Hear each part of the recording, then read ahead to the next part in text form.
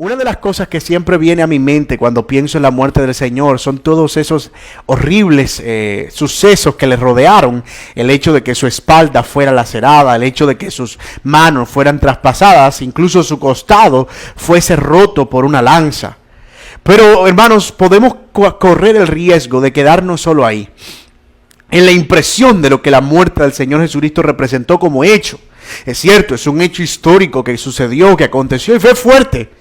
Pero debemos considerar en primer lugar que Jesús no era la primera persona en morir crucificado.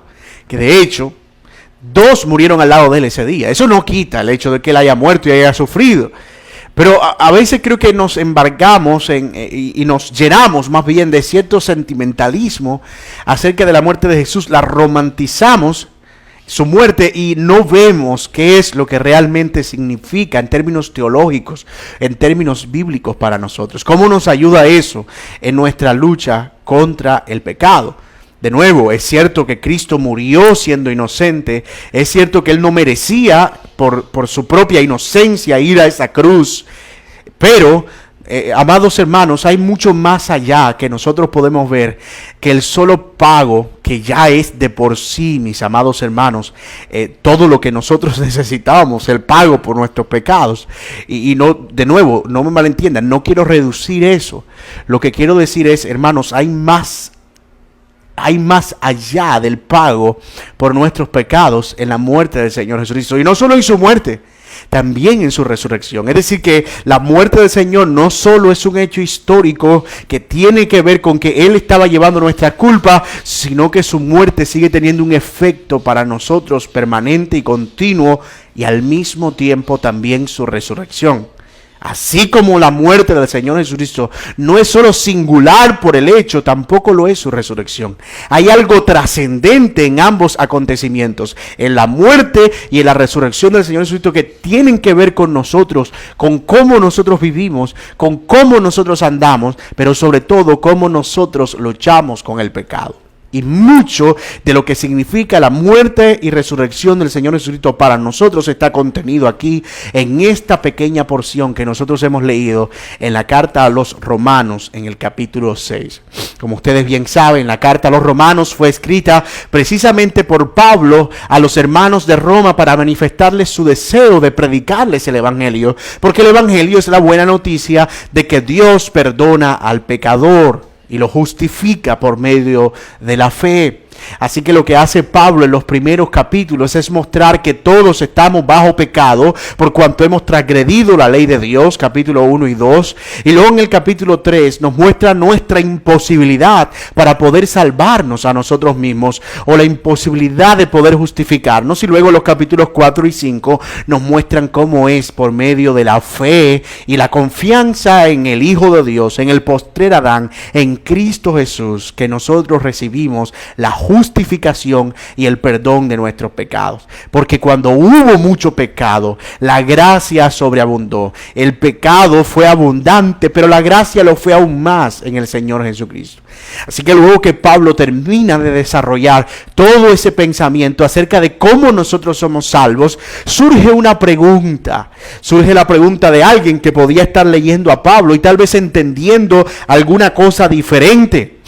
Pablo termina en el capítulo 5 diciendo: para que así como el pecado reinó para muerte, así también la gracia reine por la justicia para vida eterna, mediante Jesucristo nuestro Señor. Él venía diciendo en el 18, así que como por la transgresión de uno vino la condenación a todos los hombres, de la misma manera por la justicia de uno vino a todos los hombres la justificación de vida, porque así como por la desobediencia de un hombre los muchos fueron constituidos pecadores, así también por la obediencia de uno los muchos serán introducidos o constituidos justos. Pero la ley se introdujo para que el pecado abundase, mas cuando el pecado abundó, sobreabundó la gracia. La tesis que viene desarrollando Pablo, como les dije, es: Dios hizo que el pecado fuera evidente introduciendo la ley, para que cuando todo fuera evidente por causa de la ley, entonces la gracia abundara, salvando a pecadores evidentes como nosotros. Entonces, la pregunta que Pablo responde, volviendo a nuestro punto en el capítulo 6, esa es la pregunta de un interlocutor imaginario. ¿Qué pues diremos, Pablo? Entonces, si entre más pecado, más gracia, pecaremos para que la gracia abunde. Y Pablo responde con la negación más enérgica que podía existir en la época. En ninguna manera. Es algo como si nosotros dijéramos en nuestro tiempo, pero ¿cómo se te ocurre pensar que ahora tiene que haber mucho pecado para que haya mucha gracia? Esta era la idea de muchos, y es la idea de muchos al día de hoy, que entre más pecan, más pueden experimentar el favor del Señor, pero nada hay más lejos de la realidad. Entonces, de allí en adelante, lo que hace Pablo entonces es responder a esa pregunta, y responde precisamente apelando a la muerte y resurrección de Cristo, y luego mostrando cómo eso se traduce en nuestra manera de vivir. Y yo voy a dividir este texto en dos partes esencialmente. La primera, cómo Pablo prueba que la muerte y la resurrección de Cristo son nuestra muerte y también nuestra resurrección. Y luego, cómo Pablo prueba que ahora que hemos muerto y resucitado, nosotros debemos vivir una nueva vida en Cristo Jesús. La primera parte va desde el capítulo 1, versículo 1 al versículo 10, y la segunda parte del versículo 11 al versículo 14. Si usted lo prefiere, entonces son dos partes. La primera es la teoría acerca de cómo somos nosotros muertos y resucitados por causa de Cristo. Y la segunda, cómo eso se aplica a nuestra vida, cómo se ve en la práctica, cómo se ve a alguien que ha muerto y ha resucitado espiritualmente con Cristo. Ese es el alcance de la muerte y la resurrección. Nosotros necesitamos pensar en la muerte y la resurrección de Cristo en esos términos. ¿Cómo eso me ayuda a mí ahora a vivir la vida cristiana? Porque alguien puede, mis amados, estar muy fascinado, tener mucho conocimiento acerca de la muerte de Cristo y de su resurrección, y estar asombrado y hasta llorar, pero seguir viviendo una vida en pecado. Es decir, que esa muerte no está teniendo ningún efecto en él. Seguir viviendo como vivía su vida pasada, es decir, que esa resurrección no está teniendo ningún efecto en una nueva vida.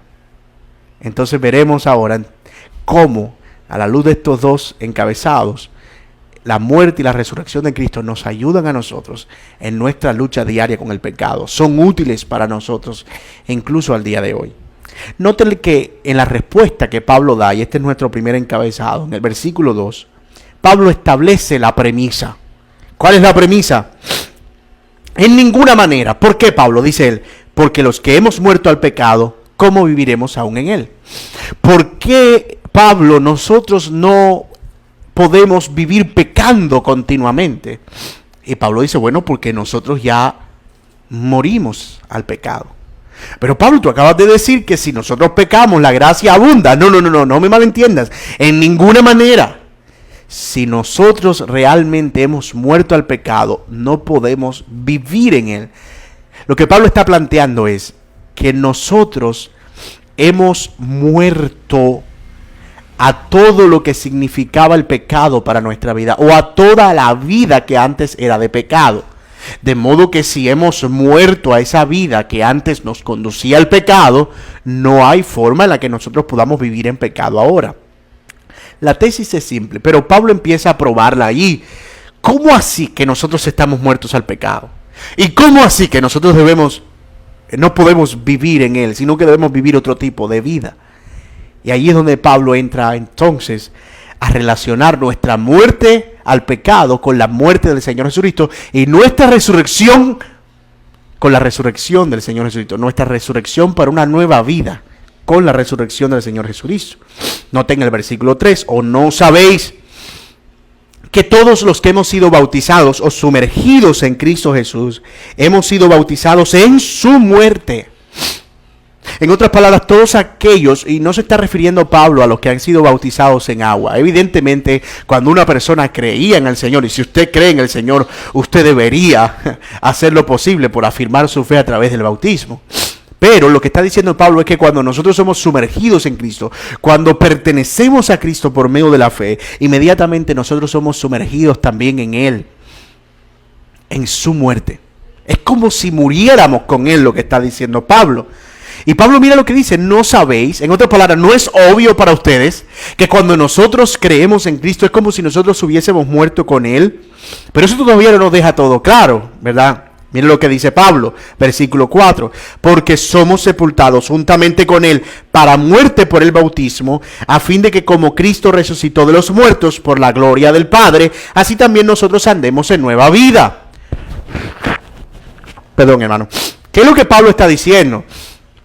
Pablo está diciendo que cuando nosotros estamos dando testimonio público de la fe por medio del bautismo y nosotros somos sepultados en agua y luego somos levantados cuando somos bautizados, Pablo está diciendo lo que está aconteciendo allí en ese momento es como si tú simbólicamente, no es que literalmente, simbólicamente tú estuvieras yendo a la tumba con Cristo y muriendo con Cristo, y luego que sales es como si tú estuvieras resucitando para vivir una nueva vida. Pero de nuevo, eso todavía no nos responde la pregunta. ¿Qué significa entonces eso de morir? ¿Cómo es que el morir me sepulta con Cristo y cómo eso a mí me ayuda a morir al pecado? Mira lo que dice Pablo, versículo 5, porque fuimos plantados juntamente con Él en la semejanza de su muerte, así también lo seremos en la de su resurrección. Aquí está, versículo 6, sabiendo esto, que nuestro viejo hombre fue crucificado con Él, para que el cuerpo del pecado sea destruido. Ahora sí Pablo nos está explicando cómo es que funciona eso de unirnos a Cristo en su muerte. El cuerpo del pecado es destruido a fin de que no sirvamos más al pecado. Antes de Cristo nosotros vivimos gobernados por una naturaleza pecaminosa que todavía sigue presente en nosotros, pero también por un impulso pecaminoso. Era inevitable para nosotros vivir una vida de pecado. No teníamos una fuerza que contrarrestara el vivir en pecado. Pero cuando nosotros somos sepultados con Cristo, ahora ese cuerpo gobernante, ese cuerpo que nos decía es imposible que tú no peques, ahora es sepultado. Y entonces se levanta una nueva naturaleza, que no es una naturaleza que no peca en lo absoluto, no, pero sí es una naturaleza con la vida potencial suficiente para rechazar el pecado, lo que antes no podía hacer. Antes nosotros no teníamos ninguna resistencia para pecar. Pero gracias a nuestra fe y unión con Cristo Jesús en el bautismo, ahora nosotros somos regenerados, de modo que este nuevo cuerpo tiene una nueva facultad, tiene una nueva habilidad, y es la habilidad de poder ponerle cara al pecado, desafiarlo y con la fuerza de esa muerte y de esa vida, rehusarse a vivir en pecado, rehusarse a seguir pecando. Eso yo sé, hermano, que es algo que usted piensa y dice, no puede ser. Y tal vez a veces nos encontramos en situaciones que decimos, Señor, pero yo ¿cuándo voy a dejar de pecar de esta manera? Ayúdame. Parece que es imposible que yo deje de pecar. Pero si usted está unido a Cristo, eso es una mentira. Porque usted no es esclavo de ese viejo hombre. No es imposible. Ojo, no es que vamos a ser perfectos y debemos ser sin pecado en lo absoluto, porque eso solo vendrá en la eternidad. Pero es una mentira que ahora somos gobernados por el pecado. Y es una mentira que nunca vamos a vencer el pecado y que siempre vamos a ser vencidos por él. Eso es una mentira. Porque el cuerpo del pecado fue destruido juntamente con Cristo. Versículo 7, y todavía Pablo amplía mucho más la implicación de la muerte y de la unión con Cristo. Lo primero que implica entonces es que el cuerpo del pecado es destruido. Pero él sigue diciendo, versículo 7, porque el que ha muerto ha sido justificado del pecado. Esa es otra implicación. El que ha muerto ha sido justificado del pecado. ¿Cómo así? El que ha muerto ha sido justificado del pecado. Lo que está diciendo Pablo es, el que ha muerto ha pagado la culpa que merecía el pecado. La Biblia dice que la paga del pecado es muerte. De modo que cuando nosotros nos unimos a Cristo, simbólicamente lo que está sucediendo es que estamos muriendo juntamente con Él. Es decir, pagando lo que debe pagarse para que el pecado sea completamente justificado. Y cuando resucitamos para una nueva vida, ahora libres de esa deuda. Eso es bien interesante. Todo eso sucede por medio de la fe, y es así como funciona. Yo confío en Cristo para salvación. Me uno a Cristo por la fe. Y en el momento en que me uno a Cristo y confieso esa fe públicamente por medio del bautismo, lo que está sucediendo es que el cuerpo del pecado está siendo destruido, pero al mismo tiempo también estoy pagando la culpa juntamente con Cristo. No yo, eso no es posible por mi propia cuenta. Yo no puedo matarme y volverme a resucitar. Y ninguno de nosotros puede hacerlo. Pero cuando estamos unidos a Cristo, lo que está sucediendo por la fe es que estamos siendo sepultados con Él y levantados con Él, participando de su muerte.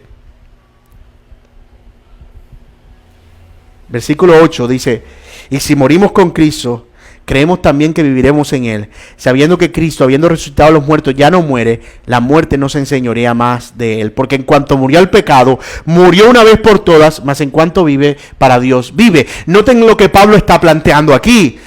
Una vez ustedes mueren y pagan la culpa en Cristo Jesús, esa culpa por el pecado es pagada por medio de la muerte, y luego resucitan, ya son libres de esa condenación. Y ahora pueden vivir en completa y plena libertad. Hace algunos años, y yo no estoy recordando su nombre ahora, un hombre entró en juicio en un estado de los Estados Unidos porque él fue condenado a la pena de muerte. Y cuando le fueron a aplicar la inyección letal, resulta que el hombre lo pullaron 48 veces y no le encontraron vena. Y el hombre no murió. Es decir que la sanción de la pena de muerte no se efectuó. Y luego el hombre se fue a su celda y le dictaron sentencia una vez más de pena de muerte. Y el hombre junto con un abogado apeló. Y él dijo: no deben volver a condenarme de nuevo, porque ya yo fui condenado a la pena de muerte. Solo que no es mi culpa que esa pena de muerte no se haya efectuado. O sea, ustedes no me pueden volver a juzgar de nuevo con pena de muerte, porque técnicamente ya lo hicieron. Solo que esa muerte no se efectuó. ¿Tiene sentido? Es más, si alguien de nosotros hoy fuera condenado y la pena de muerte fuera vigente en Colombia y fuera condenado a la pena de muerte, y esa persona muere ahorcado o lo que sea, y luego pudiera por algún milagro resucitar, esa persona no puede ir presa, no puede ir a prisión, no puede haber ninguna condenación sobre ella. ¿Cuál es la razón? Ya pagó, ya la culpa fue pagada. Entonces técnicamente lo que está diciendo Pablo aquí es: como Cristo murió y resucitó, Él paga la deuda de la muerte, del pecado, que es la muerte, pero Él no se queda muerto, Él resucita, lo que significa que aquellos que mueren con Él también resucitan, ahora libres de eso, para andar en una nueva vida. Ya nosotros no tenemos la presión encima de nuestros hombros de que tenemos ahora que pagar el precio del pecado que cometemos, porque ya fue pagado. Ahora tenemos un nuevo escenario para luchar contra el pecado que nos asedia, y en ese nuevo escenario tenemos nuevas fuerzas para enfrentar el pecado, pero también tenemos libertad de la condenación. Y esa libertad de la condenación nos permite deleitarnos más en Cristo Jesús. Estamos librando una lucha contra el pecado sin presiones. Estamos librando una lucha contra el pecado que sabemos que ya fue ganada por Cristo en la cruz. Ahora solo estamos luchando con los reductos de ese pecado. Ahora sabemos que ese pecado no nos va a ganar porque ya Cristo le ganó. Es como si estuviéramos viéndonos un partido del cual ya conocemos el resultado. Estamos librando una lucha, mis amados, y esa lucha es una lucha en el poder de Cristo, en la nueva vida que ahora tenemos en Cristo Jesús. Y noten cómo Pablo dice en el 9, porque en cuanto murió al pecado, murió una vez por todas. Solo una vez se muere para el pecado, mas en cuanto vive, para Dios vive. A ir de tal punto, ahora ya nosotros no vivimos para ser esclavos del pecado, sino que ahora vivimos para ser siervos de la justicia. Esta nueva vida la ocupamos en cosas distintas ahora. Eso es maravilloso. Así que en primer lugar, la muerte de Cristo implica, número uno, que el cuerpo del pecado es destruido, ya lo explicamos. Y número dos, que con la muerte nosotros somos justificados. Y ahora, habiendo sido justificados y resucitados con Cristo Jesús, tenemos un nuevo escenario, una nueva vida para vivir a la luz de su palabra, obedeciendo su voluntad. Ahora, ¿cómo se ve eso? Eso es lo que nos lleva a la segunda parte de nuestro texto. Así también vosotros. Nota el versículo 11. ¿Cómo así? Así como Cristo muere y se levanta y resucita y ahora vive para Dios, dice Pablo, así también vosotros. Es decir, así como Cristo fue y murió y una sola vez y definitivamente por los pecados, así también vosotros. Consideraos, dice Pablo, muertos al pecado, pero vivos para Dios en Cristo Jesús, Señor nuestro. Espero que ya sepa usted qué significa eso de muertos al pecado. Considérense muertos al pecado, solo para recordarles, consideren que el cuerpo del pecado ya fue muerto y consideren que han sido justificados, es decir, la culpa por el pecado ya fue pagada con muerte. Sí, ya no tienen ese costal en sus espaldas. Han sido justificados por medio de la fe. Ahora, ¿qué dice Pablo? Vivos para Dios en Cristo Jesús, Señor nuestro. Esa expresión es clave. Ya nosotros no somos esclavos del pecado. Ahora somos del Señor. Ahora que resucitamos, somos de aquel que nos ha dado el poder para vivir una vida nueva. Y entonces, versículo 12, ya que ustedes de la misma manera que Cristo murieron y resucitaron, versículo 12, no reine pues el pecado en vuestro cuerpo mortal, de modo que le obedezcáis en sus concupiscencias. Suena muy lógico. Mis amados, si ya ustedes murieron y resucitaron y ahora viven para Dios, no son controlados por el pecado. No se dejen controlar por el pecado. No se dejen dominar por el pecado. Mi hermano, te lo voy a decir de nuevo. Tú no estás llamado a vivir siendo esclavo de ese pecado con el que estás luchando. Esa mentira de yo no puedo, este pecado va a estar siempre aquí, voy a luchar toda la vida con este pecado, te lo dije y te lo digo de nuevo, es una mentira. Y es una mentira, hermano, porque el pecado ya no tiene poder para enseñorearse sobre nosotros. A veces, una de las razones por las cuales las personas caen en pecado, y a veces tardan mucho tiempo sin pecar, de alguna manera, con pecados recurrentes, que son luchas permanentes. Y tardan mucho tiempo sin pecar. Y luego, pecan. Y la razón por la que lo hacen es, al fin y al cabo, este pecado yo no me lo voy a quitar de encima. Y ese solo pensamiento los lleva a vivir en pecado. Porque están alimentados por una mentira. No por la verdad de Dios. Nuestra verdad, y esto debes tú recordarlo cada vez que te enfrentas de cara a cara con la tentación. Yo he muerto al pecado.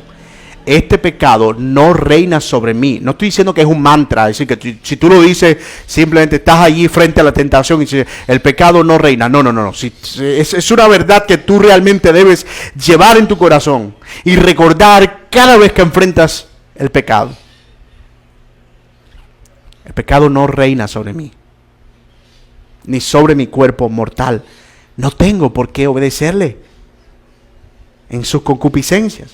Ni tampoco tengo por qué presentar nuestros miembros al pecado como instrumentos de iniquidad, sino presentaos vosotros mismos a Dios como vivos de entre los muertos y vuestros miembros a Dios como instrumentos de justicia. En otras palabras, ahora que hemos resucitado con Cristo, nuestro cuerpo, nuestra vida, lo que nosotros hacemos, lo que nosotros somos, podemos ahora presentarlo a Dios. Antes no podíamos. Antes ese deseo no estaba en nosotros. Antes eso no nacía de nosotros. ¿Por qué? Porque éramos esclavos del pecado y hacíamos la voluntad del pecado y vivíamos a expensas del pecado. Pero ahora con esta nueva naturaleza, eso de ir a Dios y eso de hacer la voluntad de Dios es un camino claro para nosotros. No me digas que es imposible para ti. Porque si tú has nacido de nuevo, si tú eres un creyente, si tú has sido sepultado con Cristo, el camino de Dios siempre es una alternativa. Siempre habrá a cada pecado una alternativa. Y yo me temo, hermano, que muchos de nuestros pecados hoy en día son ausencia precisamente de hacer la voluntad de Dios o de vivir en el camino del Señor. Descuidar a Dios. Una persona que está permanentemente haciendo la voluntad del Señor, orando, leyendo su palabra, sumergido en la comunión, sirviendo. No estamos diciendo que es inmune, que nunca peca, porque incluso haciendo esas cosas puede pecar. Pero lo que estoy diciendo es que mientras permanezcamos haciendo la voluntad de Dios, más lejos estaremos del pecado. Y yo no necesito explicarle mucho eso porque usted lo ha experimentado. Y cuando nos descuidamos de nuestra relación con Dios, cuando nos descuidamos en el camino del Señor, entonces el camino del pecado parece un portón abierto de par en par. Eso no necesita mucha hermenéutica ni mucha lógica. Eso es algo que nosotros vivimos permanente y continuamente. Pero ahora tenemos una facultad que antes no teníamos. La facultad de ver claramente el camino de Dios y seguirlo por causa de la fe con la que hemos creído en Cristo y con la cual fuimos sepultados y resucitados con Él. Y también dice Pablo al final, en el versículo 14, porque el pecado no se enseñoreará. En otras palabras, es un hecho que el pecado no tomará lugar en vosotros. Pues no estáis bajo la ley, sino bajo la gracia. Es decir, ustedes están bajo una nueva disposición. Y en esa nueva disposición ustedes tienen la ayuda del Señor, la fortaleza del Señor, y el pecado no se enseñorea de ustedes.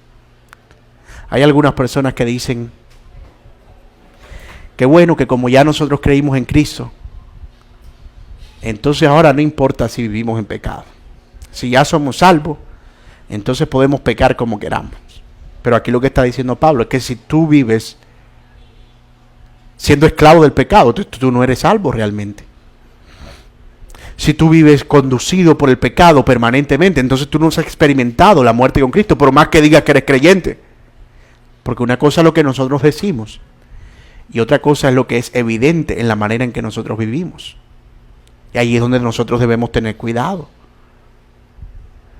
Mis amados hermanos, si nosotros estamos librando lucha con el pecado y lo que estamos viendo es que el pecado parece que tiene más poder que el Señor en nosotros, o parece que no hay ningún tipo de control o de poder del Señor en nosotros, sino solo del pecado, lo que hay que revisar es nuestra fe, si realmente hemos creído en Cristo para salvación.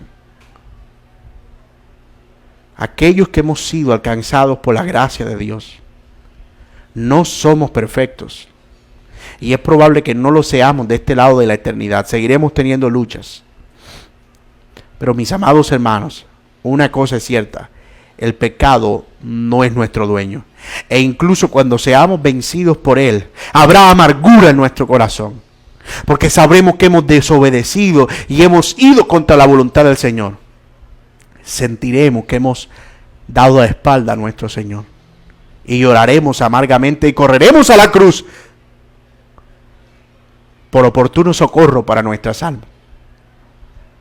Pero si tú te encuentras con que ni siquiera estás teniendo síntomas de arrepentimiento por tus pecados, yo te digo, examínate, examina tu fe y examina si realmente eres de Cristo. Y si no, sus brazos están abiertos hoy para que tú vengas a Él en arrepentimiento y fe. Y si eres una persona que está luchando con algún pecado, del cual se considera esclavo y del que no puede librarse, llámese drogadicción o alguna adicción a la pornografía, al pecado, al adulterio, a los juegos y tantos otros pecados que nosotros conocemos, pequeños, grandes, la mentira, el orgullo, el enojo, la ira, el robo, el asesinato. Si tú eres esclavo hoy de pecado, hay una verdad mucho más grande. Y es que si tú crees en Cristo Jesús, tú vas a ser sepultado Ese cuerpo de pecado que ahora te gobierna será destruido. Esa culpa que merece el pecado que cometes, que es la muerte, será pagada con Cristo Jesús. Y entonces tú te levantarás en una nueva vida, con nuevas facultades y nuevas disposiciones para hacer lo que ahora tú no deseas. Y para vivir como ahora no quieres vivir, conforme a la voluntad de Dios. Todo esto por creer en Cristo Jesús, por medio de la fe. Esto que te estoy presentando es el Evangelio de Jesucristo. Mi amado hermano, creyente, esto también es para nosotros. Nosotros debemos recordarnos permanentemente el Evangelio.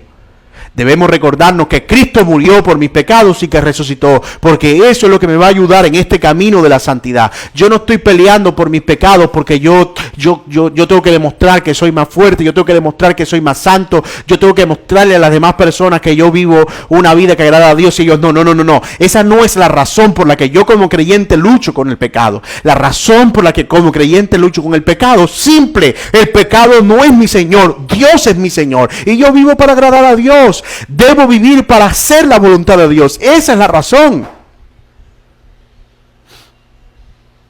No estoy ganándome nada. No estoy buscando nada. No, simplemente yo quiero agradar a aquel que me salvó y que dio su vida por mí.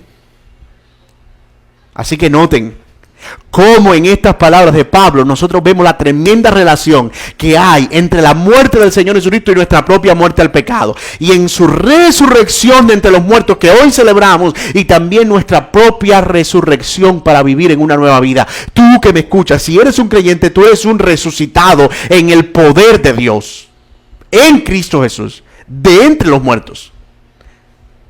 Pero no solo eso. También el Señor promete que experimentaremos una segunda resurrección. Una resurrección de nuestra muerte, de la muerte de nuestro cuerpo. Y cuando esa resurrección se efectúe, el cuerpo que se levante ya no solo será potencialmente capacitado para hacer la voluntad de Dios, sino que será perfectamente capacitado y sin pecado. Todavía ese día no ha llegado. Hemos experimentado una resurrección espiritual que ahora nos permite batallar con el pecado, luchar, forcejear y ganarle. Pero cuando resucite nuestro cuerpo, esa batalla ni siquiera existirá, porque seremos completamente del Señor y ya no habrá rastro alguno de pecado en nuestra naturaleza. Pero mientras ese día llega, somos equipados permanentemente por el poder de Dios que emana de la cruz y de esa tumba vacía para vivir una vida que agrada al Señor. Hoy, que meditamos en la resurrección de Cristo, no meditemos solo en el hecho asombroso de que la tumba está vacía. Meditemos en cómo eso nos ayuda a nosotros a pelear con el pecado día a día, hora tras hora, a batallar con el pecado como nosotros lo hacemos, a pelear por la buena voluntad del Señor. Mi amado hermano, que el Señor nos permita atesorar eso en nuestros corazones en esta mañana. ¿Qué tal si oramos juntos? Padre, gracias, Señor. Hemos recordado toda esta semana que tú has muerto por nuestros pecados en la cruz del Calvario. Y también, Señor, hemos recordado que tú, Padre, nos has dado vida y que en esa resurrección que tú nos has dado, ahora nos has capacitado para vivir haciendo tu voluntad, para pelear contra el pecado con todas nuestras fuerzas. Señor, es posible que algunos de los hermanos que me ven ahora estén batallando con pecados reales como batallamos todos los seres humanos. No permitas que creamos a la mentira de que el pecado es más fuerte que nosotros, porque nosotros hemos sido resucitados por un Dios que ha vencido la muerte y que ha vencido el pecado. De modo que somos llamados también a no ser esclavos, Señor, de la injusticia y la impiedad, sino siervos de Dios.